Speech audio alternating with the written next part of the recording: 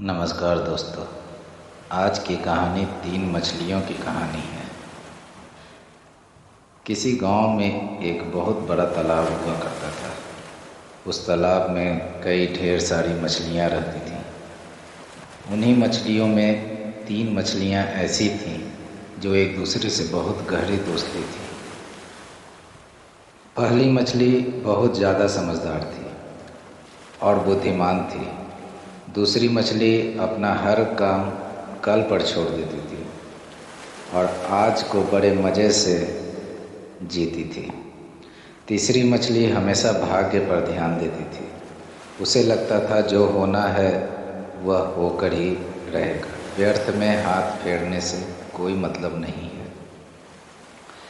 तीनों मछली दोस्त बहुत मज़े से एक साथ मिलजुल कर रहती थी। एक दिन की बात है, जब पहली मछली तालाब के किनारे छोटी मछलियों को खाने के लिए इधर उधर चल रही थी, तभी उसने एक मछुआरे से किसी अन्य मछुआरे को यह कहते हुए सुना कि इस गांव का यह तालाब बहुत ही ज़्यादा अच्छा है, क्योंकि यहाँ की मछलियाँ बहुत ही स्वादिष्ट होती हैं और कई प्रकार की मछलियाँ यहाँ पर पाई जाती हैं।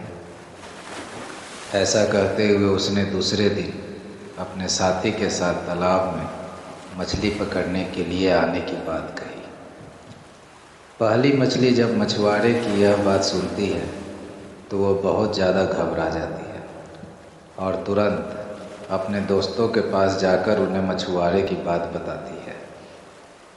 उसका दूसरा मछली दोस्त, जो कि बहुत ज़्यादा मौज मस्ती वाला है और हर काम को कल पे करने वाला था, उसने कहा, आज तो मछुआरे आने वाले नहीं हैं। हम कल यह तालाब छोड़कर किसी दूसरे तालाब में नहर के सहारे चले जाएंगे।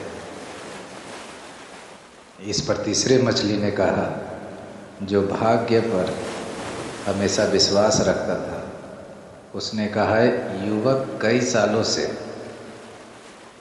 इस तालाब में रह रहा है। कई मछुआरे आते हैं और जाते हैं, आज तक ऐसा कुछ नहीं हुआ। यदि ऐसा होता भी है तो वह नसीब में होगा, देखा जाएगा।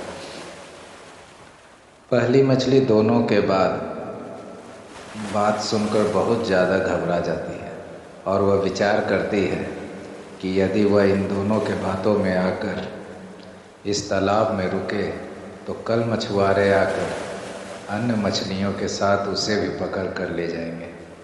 अतः उसने अकेले ही दूसरी तालाब में जाने के लिए नहर का रास्ता पकड़ा। दूसरा दिन आया और मछुआरे तालाब से सभी मछलियों को पकड़कर लेकर अपने साथ बाज़ार में बेचने के लिए चले जाते हैं।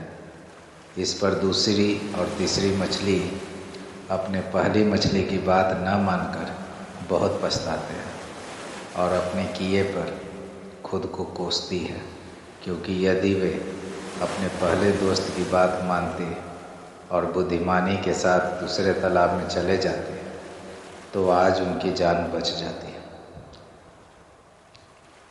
इस कहानी से हमें सीख यह मिलती है कि हमें कभी भी कोई भी काम कल पर नहीं छोड़ना चाहिए और ना ही भाग्य के ऊपर भरोसा करके बैठे रहना चाहिए।